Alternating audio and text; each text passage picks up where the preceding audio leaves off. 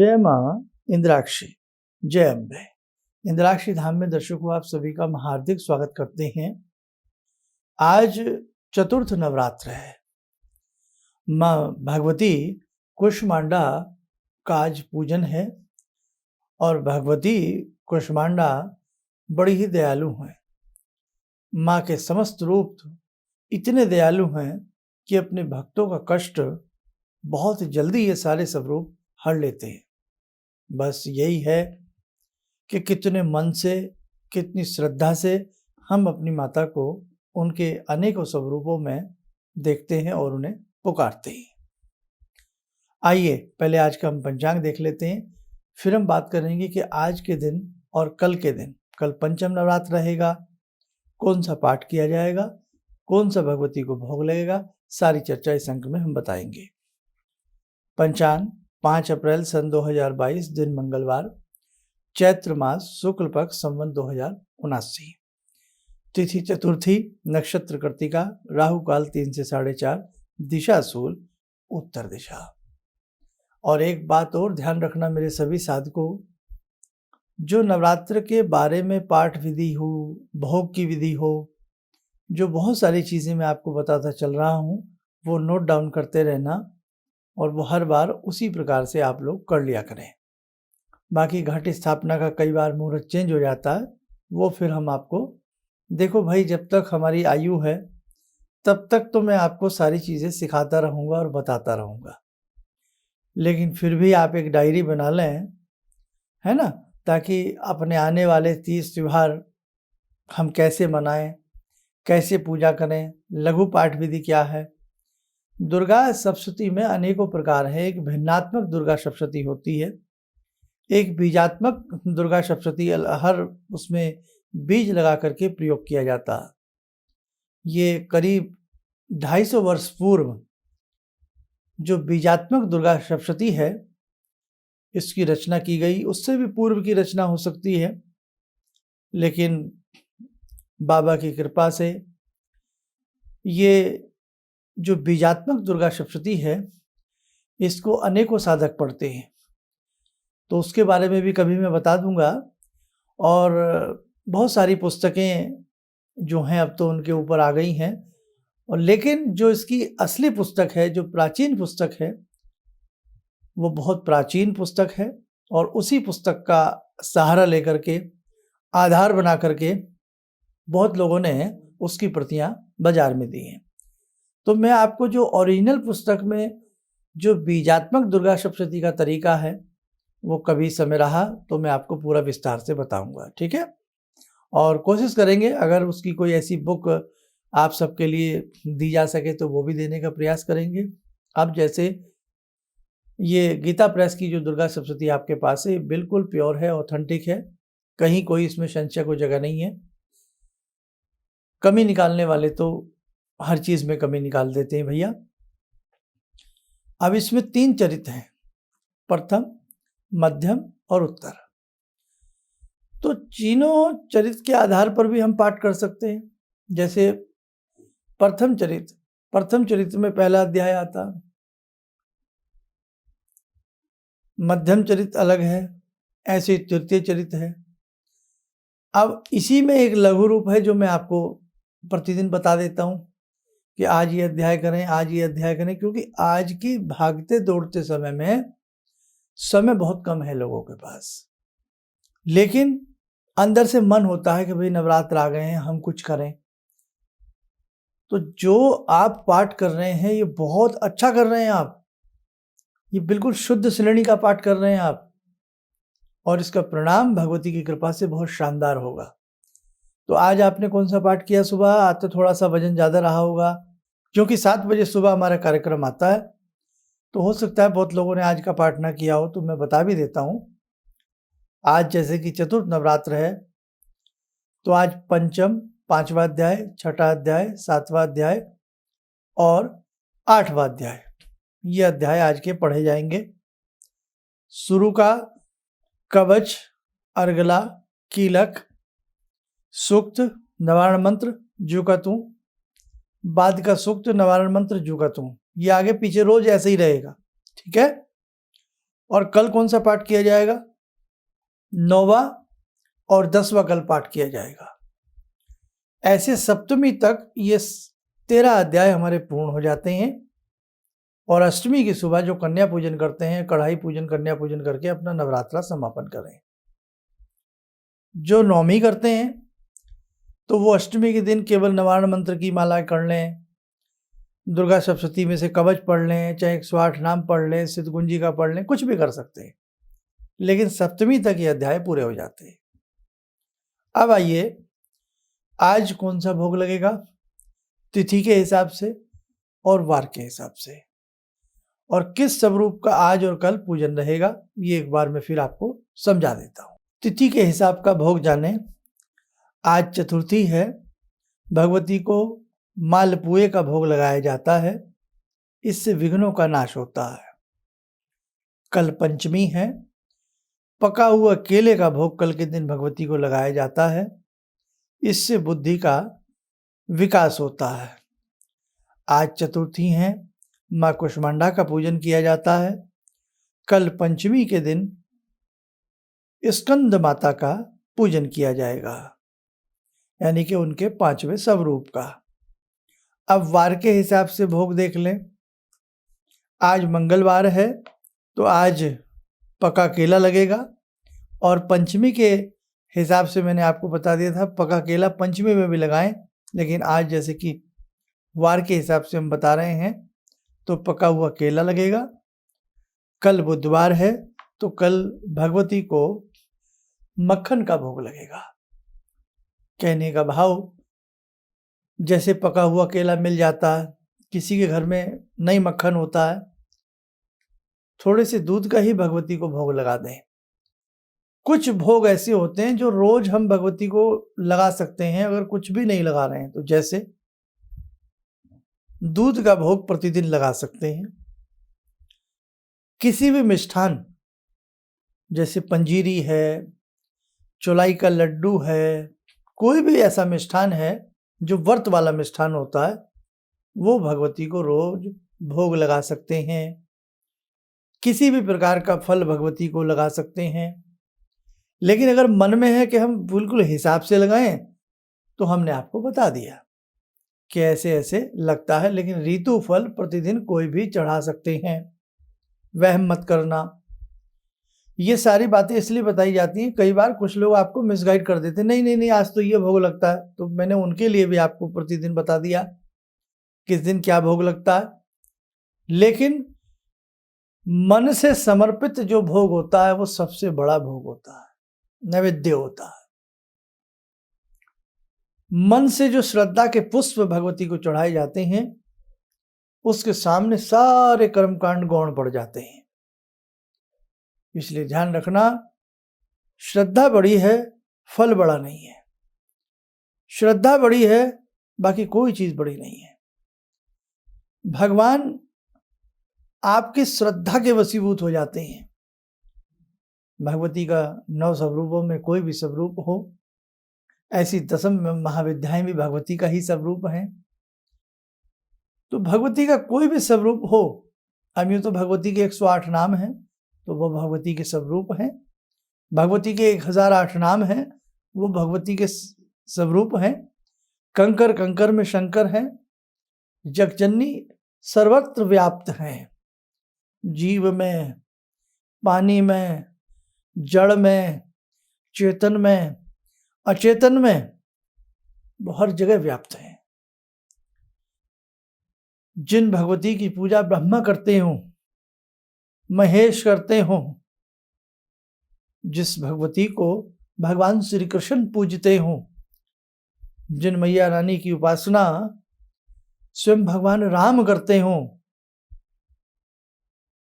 भगवान समय समय पर नाना भांति के अवतारों में, रूपों ने भगवान ने धरा पर जन्म लिया।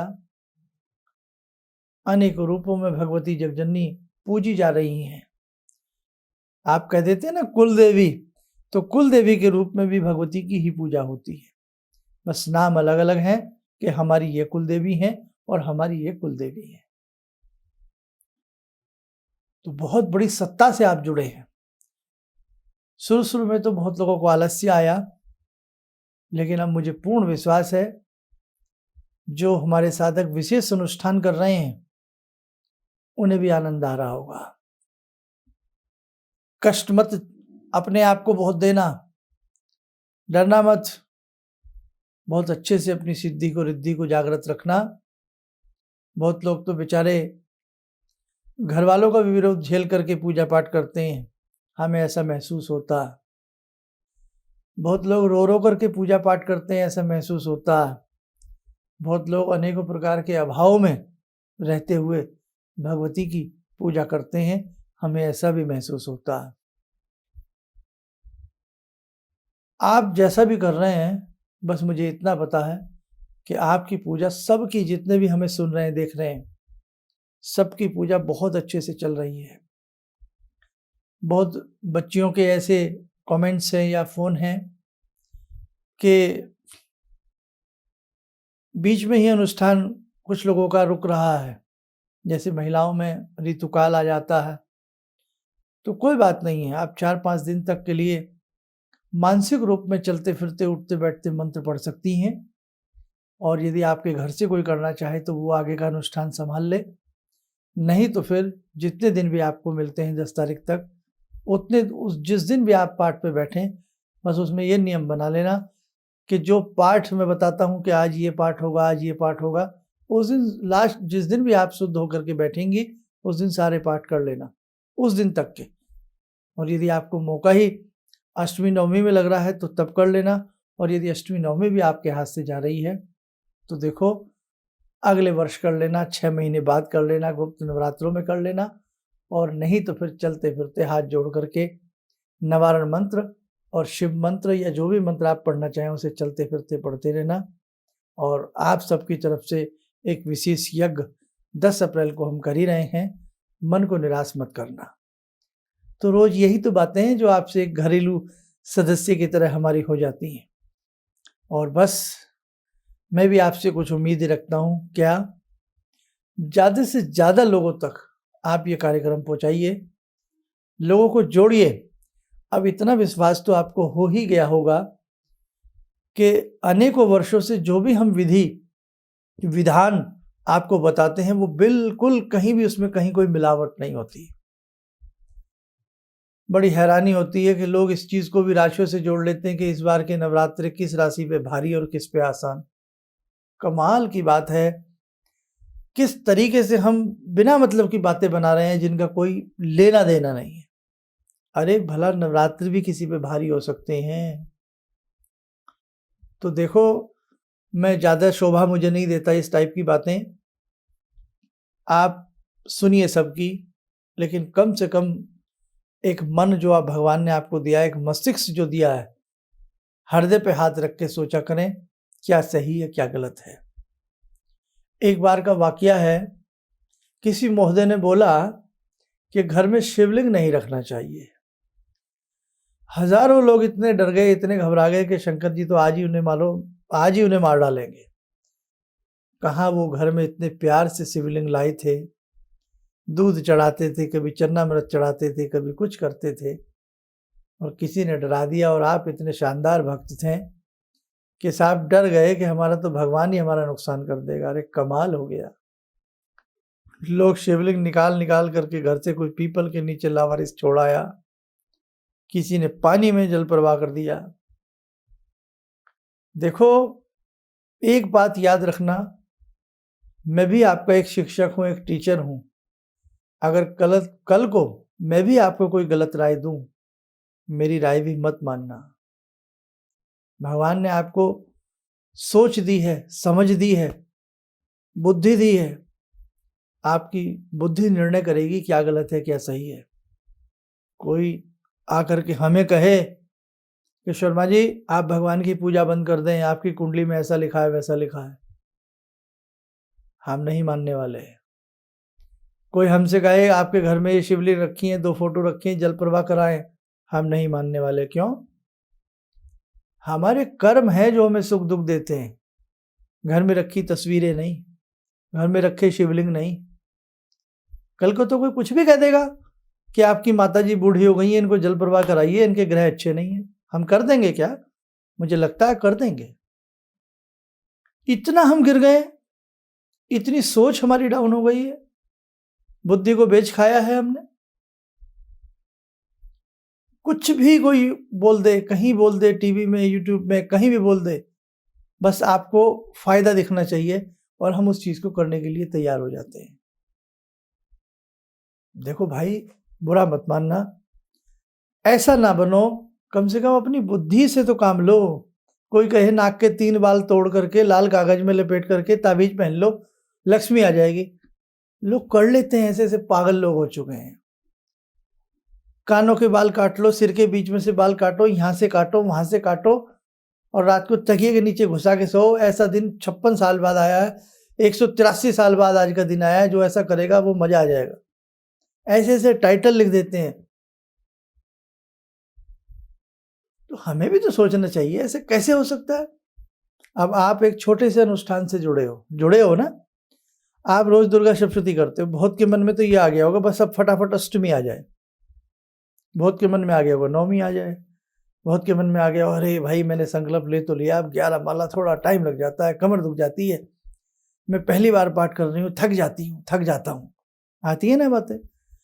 आप एक छोटी सी साधना अभी कर रहे हैं। अभी तो मैंने बहुत सारी चीज़ों से आपको जोड़ना है, भागने नहीं दूंगा आपको कहीं भी, पकड़ के रखूंगा आपको उम्र भर, जब तक मेरी सांसों में सांसें हैं। तो आप कितनी मेहनत कर रहे हैं ना, और इतनी मेहनत आप करते रहें, तब जाकर के चंदन बनोगे आप। सोने को तपाया जाता है, फिर पीटा जाता है, तब जाकर के कनक बनता है वो। समझे? एक टीचर बच्चे को पढ़ाता रहता है, फर्स्ट श्रेणी में, सेकंड क्लास में, थर्ड में, फोर्थ में, अप टू डिग्री कॉलेज, तब जाकर के डिग्री मिलती है। और आज हम कैसे हो गए?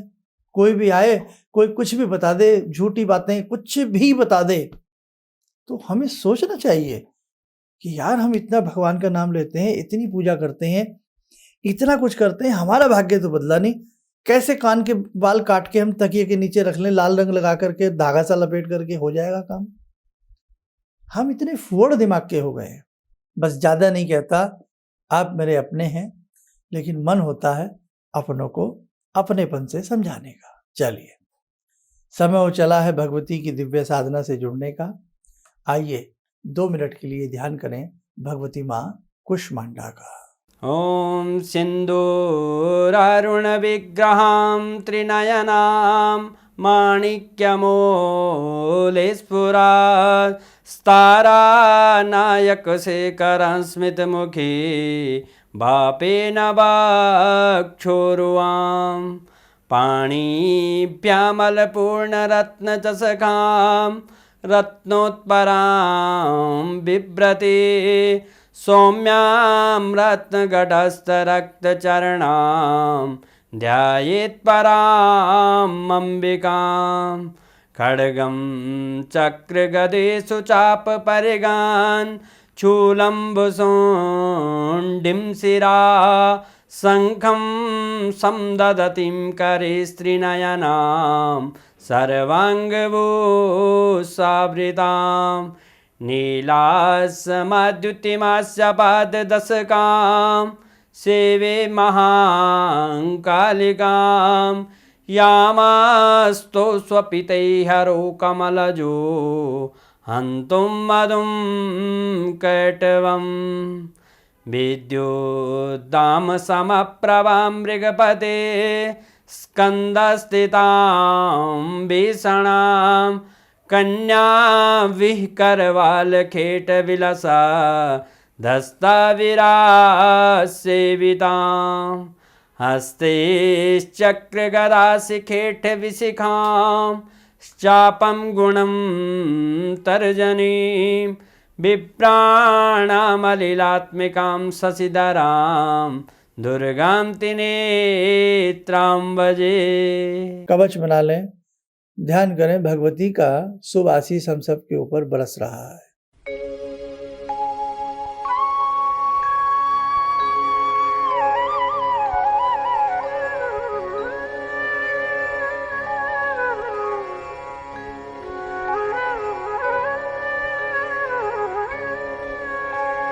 ओम बोलते हुए नेत्र खोलें, सामान्य हो जाए। बड़े शुभ दिन हैं और बहुत अच्छा लग रहा है कि आप अपने छोटे छोटे से मंदिर में बैठ कर के छोटे से छोटी घंटी बजाते हो, जोत जलाते हो, कपूर लगाते हो, भगवती की आरती गाते हो। बड़ा अच्छा लगता है साहब। आप यूं ही करते रहना, भगवान मिल जाएंगे। आप यूं ही करते रहना, सारी खुशियां आपको मिल जाएंगी। बस आप स्वस्थ रहें, सुखी रहें। इन्हीं शुभकामनाओं के साथ हम अपनी वाणी को विराम देते हैं। जय जय अम्बे। अब मेरा एक बेटा है जो चार्टर्ड अकाउंटेंट है अभी, तो वो क्या था, मेरी कोई बात नहीं मानता था।